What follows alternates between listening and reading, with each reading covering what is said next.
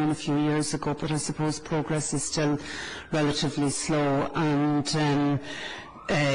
that's just a little bit frustrating for the residents who are left in the various different flat complexes, although I would just say that I do commend Dublin City Council, and in terms of the Dominic Street and O'Devney Gardens regeneration projects, with which I'm more familiar than any of the others, I would say that the work that Dublin City Council has done on the design of those particular units are far superior to what Bernard McNamara was proposing to build, and I am certainly happy to see that those proposals have got the green light, and it's a tribute to Dublin City Council as well, to the regeneration unit, that Board Pleanála actually accepted the O'Devney Gardens proposal without any cutbacks, without scaling it back in any way, and just said that as long as the mitigations that are in the environmental impact assessment are carried out, that they are happy with the proposal, which shows that there was a good bit of work done. I suppose that said, I'm just a little bit disappointed to hear that you don't think that we'll be on site until 2013, because I understood that it would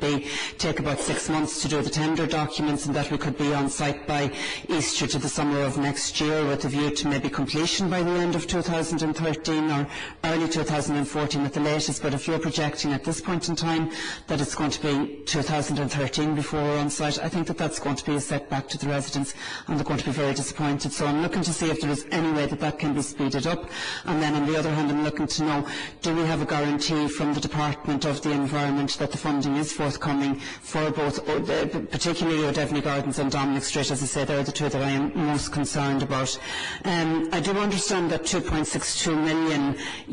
was provided for detenanting and capital projects in relation to a number of the regeneration projects. I think it was mostly the McNamara ones, and I'm just wondering, was all of that €2.62 million spent on detenanting and on the planning, and is there any of that set aside in terms of the actual projects themselves? In relation to the Gaelscoil Cllr, the were from Parnell Square, it's very welcome news to hear that agreement has been reached with the Department of Education, and it would just be useful maybe if a note could be done, maybe for the Central Area Committee next week, if we could have a note on that and what the process is and what the agreement was, because it was a question that exercised the Central Area Committee for some time. In relation to Croke Villas, I just have to say that I have major reservations about what's happening in Croke Villas, and I expressed my severe annoyance at the Area Committee a few months back when I learned that the GAA had gone out to consultation with the residents, and that nothing, that the local public representatives, the first that the local public representatives knew about this proposal was indeed from residents' representatives who came to us about it, and I don't think that it is any way to actually conduct a regeneration project, and I think that it's very important that the local representatives actually be there. And I also think that Dublin City Council should actually reprimand the GAA for what they did, because what they did was they raised the expectations and the hopes, and they made